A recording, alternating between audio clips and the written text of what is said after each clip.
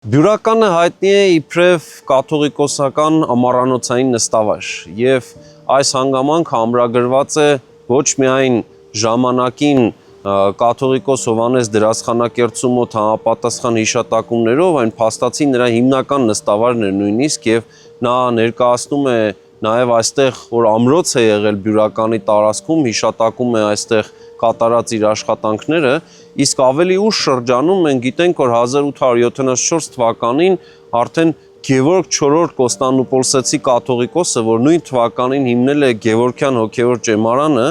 նաև հենց նա է, որ այստեղ հիմնել է ամառանոց, կաթողիկոսական ամառանոց և ստացվում է, որ կաթողիկոսի ամառային նստավայր էր դառնում արդեն 1874 թվականին և ինչ-որ ձևով միջնադարում սահմանված ավանդույթների շարունակությունը վերականգնվում էր։ Նախագծի գլխավոր գործընկերն է Կոնվերս բանկը, ֆինանսական աշխարհի ձեր հուսալի գործընկերը։